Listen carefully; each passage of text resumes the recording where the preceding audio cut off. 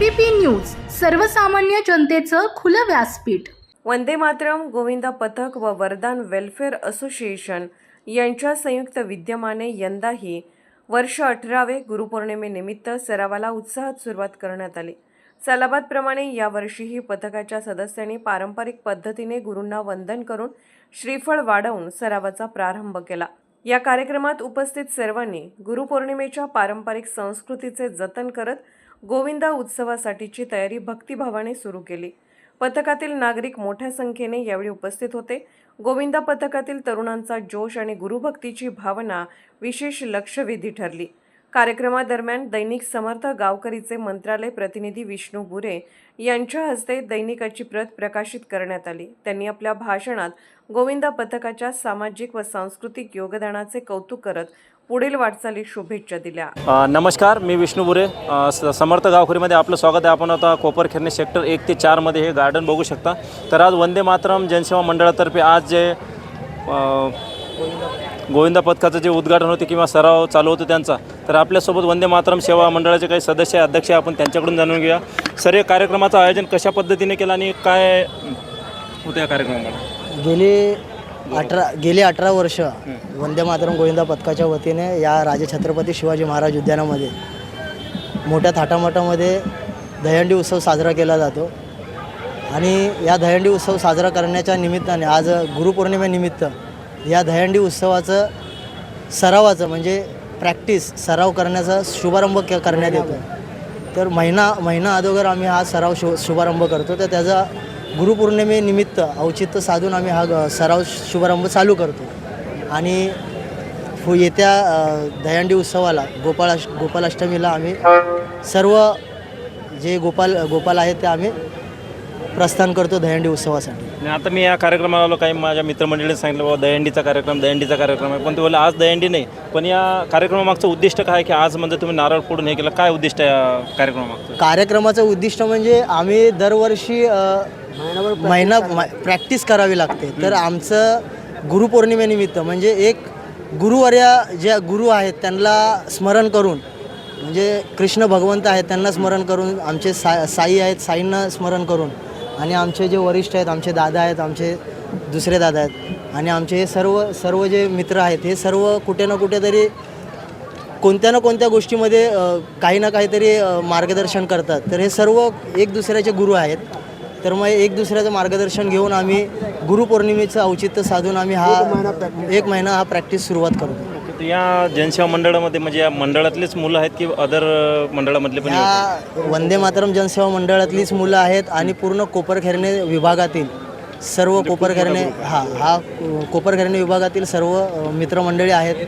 बाहेरचेही मित्रमंडळी येतात, घनसोली सर्व मित्रमंडळी येते। आता हा कार्यक्रम 1 महिना चालणार आहे पूर्ण? हा 1 महिना हा सराव इकडे चालू राहणार। तर आपल्यासोबत सुनील पारकर साहेब आहेत, आपण त्यांच्याकडून पण जाणून घ्या। सर, काय सांगाल आजचा जो कार्यक्रम केला आहे तर काय सांगाल? सर्वप्रथम तर आज गुरुपौर्णिमेच्या सर्व गुरुवांना गुरुपौर्णिमेच्या हार्दिक शुभेच्छा। दरवर्षीप्रमाणे यंदाही वंदे मातरम जनसेवा मंडळातर्फे आपण गुरुपौर्णिमेला नारळ फोडून सराव प्रारंभ चालू करत आहोत, एकदम थाटामाटाने केला। तर याचा प्रारंभ कसा असतो, म्हणजे सुरुवात कशी असते यांच्याकडून? सांप्रदायिक म्हणजे जे पारंपरिक पद्धत आहे की दुसरं वेगळं काय? नाही, पारंपरिक पद्धत आहे।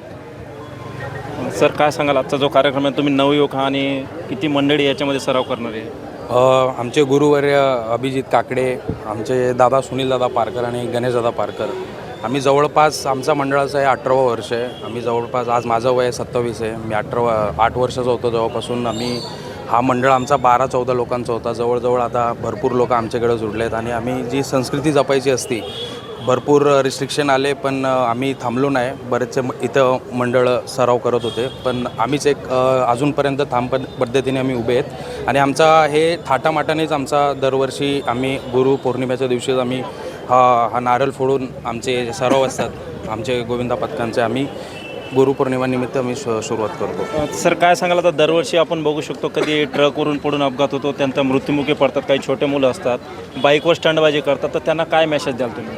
ॲक्च्युली मॅनेजमेंट खूप गरजेचा असतो। आम्ही आमचे जे डिस्ट्रीब्यूट आम्ही प्रॉपरली पोरांकडनं आमचा असतो की काय व्यसन नाही करत आमचे पोरं. जेव्हा आम्ही इथून जेव्हा गोविंदा निघतात आमचे, तेव्हा आम्ही काय व्यसन नाही करत. पुढे प्लॅन ठरलेला असतं, त्या प्लॅनप्रमाणेच ठराविक जे असतात आमचे जे मोठे मुलं आहेत ते सर्व ऑर्गनाईज करतात आणि प्लॅन जे आपण करतो त्याच पद्धतीनं आम्ही कार्यक्रम पार पाडतो. आणि रिस्पॉन्सिबिलिटी असते सगळ्यांची, कारण कोणाला काय दुखापत झाली नाही पाहिजे याची काळजी घेऊनच आम्ही सगळं करतो. तर आपल्यासोबत सुनील पारकर जे आपण त्यांनाही विचारून घेऊया. सर, या कार्यक्रमाचं नियोजन कसं आहे आणि नवयुवकांना आता तुम्ही तसा त्यांना प्रश्न विचारला मी, दरवर्षी किती लोक मृत्युमुखी पडतात की वरतून स्टँडबाजी किंवा ट्रकवरती जातात वरती बसून, तर त्यांना काय मेसेज द्या? असा तुम्ही वागवूच नका की त्यांनी तुम्हाला दुखापत असं वागायलाच नाही पाहिजे. आणि आमच्या मंडळामध्ये जेवढे गोविंद आमचे आहेत, आम्ही त्यांना सगळ्यांना इन्शुरन्स काढतो, आम्ही त्यांची देखभाल करतो की त्यांना कोणी दुखापत नाही व्हायला पाहिजे. जसं आम्ही इथं निघतो तसं आम्ही परत पण यायचा प्रयत्न करतो. एवढा आमचा मॅनेजमेंट चांगला असतो. आमच्या मॅनेजमेंटमध्ये आमच्यावर एक डॉक्टर असतो आणि ॲम्ब्युलन्स असते आणि आमची एक टीम असते की सगळ्यांवर लक्ष ठेवायला. आता एवढे वर्ष झाले, तुम्हाला कधी अपघात झाला का, कोणाचा हातपाय तुटला वगैरे आता असं पण असं काय झालं नाही. मधल्या 2-3 वर्षामध्ये एखादा पोरगा पडला होता, त्याचा हात तुटला होता.